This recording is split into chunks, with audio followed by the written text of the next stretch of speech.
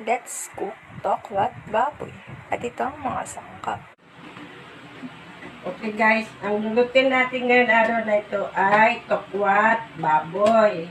Ito yung ating ingredients. Tokwa, sibuyas na puti, pwede rin sibuyas na pula, tapos siling haba, baboy. Pwede naman yung mga tira-tira kung may tira kayong yung adobo, pwede naman yon, kaya lang liitan nyo lang yung slice. Tapos asukal, suka, pero ito yung suka namin maitim kasi galing Ilocos. At saka paminta. Then, let's start. Okay, ang gagawin natin dito sa tokwa ay hatiin natin sa gitna. Tapos, hatiin din natin ulit sa gitna, tapos hatiin natin ng tatlo. Divide lang sa tatlo, tapos tatlo ulit. Parang square. Ganyan. Iwain lahat. Then, make the sauce. Okay, maghihiwa na tayo ng sauce para dun sa natin, sa lulutuin na tokwat baboy. Ginamit ko yung puting sibuyas.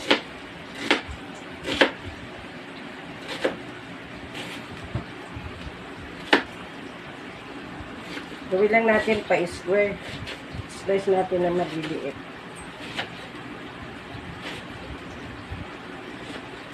Ilagay natin dito guys sa isang lagayan. Tapos, lalagyan natin siya ng sukang Ilocos. Maganda itong galing sa Ilocos na suka kasi yung walang halong chemical. Kaya maganda rin to sa katawan para ang nga nito parang yung apple cider. Tapos lagyan natin ng pamintang crack lang, may crack.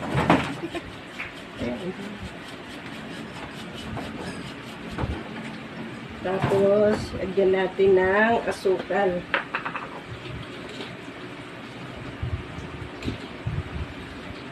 Siguro guys, mga 3 siguro. Depende sa dami ng o kaya 4.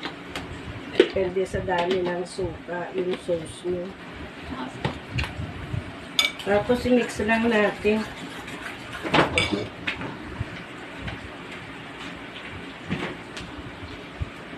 Lalagyan ko rin siya guys ng asin.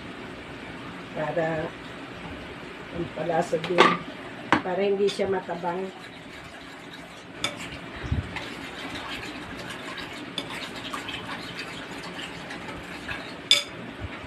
Tapos guys, pwede naman natin tikman. Kailangan yung hindi siya maasim, hindi naman sobrang tamis. Yung tama lang yung nag-aagaw ng tamis at saka asim. Ayan. Tapos, ito yung pinaka-sauce niya. Tapos lalagyan natin ng siling haba, yung pansigang. Para may kunting kunting anghang. Depende sa inyo kung mahilig kayo sa maanghang, pwede naman siling labuyo, dagdagan nyo ng siling labuyo. Kasi yung mga anak ko at saka yung asawa ko mahilig sa manghang, pero ako hindi, kaya hindi na ako maglalagay ng siling labuyo, na lang, siling haba. Ito guys, yung pinaka-sauce nung gagawin kong tokwat baboy. Lang to, sarili ko lang tong recipe ha. Tapos, yung baboy, kung wala kayong mga tirang adobong baboy, pwede kayong bumili ng kahit 1/4 lang na baboy. Depende kung gaano gusto nyo kadami ng baboy na ilalagay. Tapos, hiwa-hiwain nyo din siya ng pa-square na maliliit. Tapos, ilagay nyo lang, pag ginugasan nyo siya, ilagay nyo sa kaserola. Huwag nyo nang lagyan ng tubig kasi pag ginugasan nyo yung baboy, may tubig na yon. Tapos pag naubos na yung tubig, tignan nyo kung malambot na yung baboy. Pag hindi pa, pwede nyo dagdagan konti hanggang lumambot yung baboy. Tapos antayin lang natin na maluto yung tokwa pag nag-brown na. Lutuin na natin ang tokwa. Sinalang ko na yung kawali. Tapos, kailangan guys, mainit na mainit yung kawali bago lagyan ng mantika para yung tokwa hindi siya dumikit sa kawali. Tapos,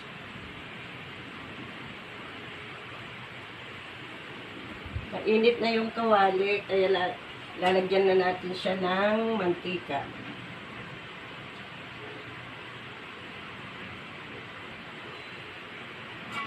Tapos, antayin lang natin na uminit yung mantika bago natin ilagay yung tokwa. Okay guys, mainit na yung mantika. Pwede na natin ilagay yung tokwa. Kahit na natin, ilagay na lahat. Tapos ayadang muna natin hanggang mag-brown. Hanggang mag-brown siya. Iprito ko lang muna.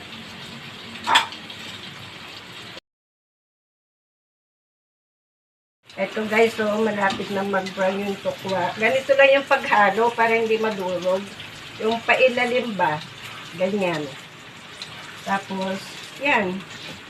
Kaya lang muna.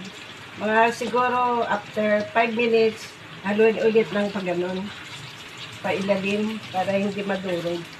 Hanggang mag-brown siya.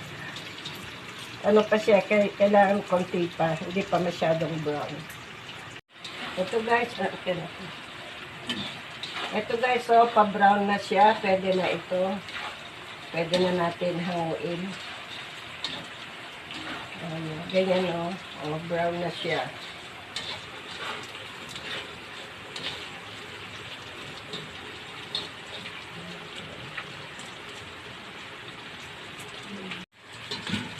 Ito na. Tatanggalin ko na yung yung tokwa kasi luto na siya, brown na siya. Oh.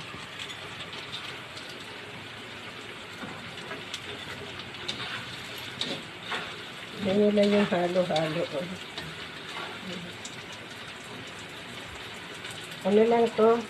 Mga simpleng lang to, lutong bahay.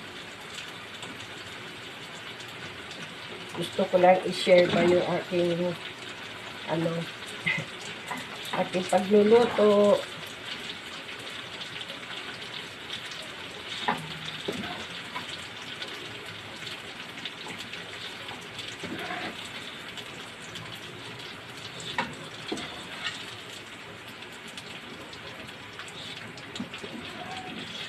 Ano lang to, simple lang to mga niluluto ko. Wala nang sukat-sukat ba. Kailangan yung lang, sariling tikim-tikim lang. Okay, ihahalo na natin yung tira namin na adobong baboy, dito sa tokwa. Yan. Tapos, lalagay ko na yung sauce na ginawa ko. Ito yun. Yan. Maganda ito kasi hindi siya nakakaumay na ulamin.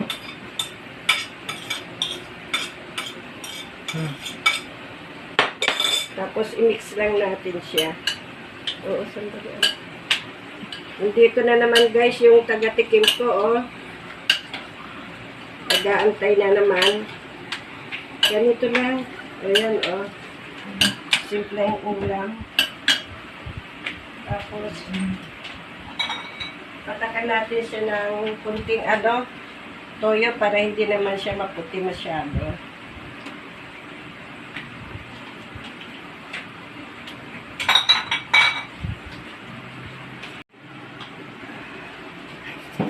Haluin ko na guys. Ito na yung aking bunso. Aking taga-tikim. Ganitong ugali nito. Minsan pag nagluluto ako, pag naamoy na niya nagluluto ako yan, silip-silip. Pag nakita na niya nakaluto na ako, titikim daw siya. Ayan, Hindi kasi siya nakakapagsalita. Pero mabait naman tong anak ko na ito. Okay, BJ, oh. Tikim na. Tikim lang, ha? Mamaya pa tayo kakain. Mahilig to guys sa manghang, may sili siya,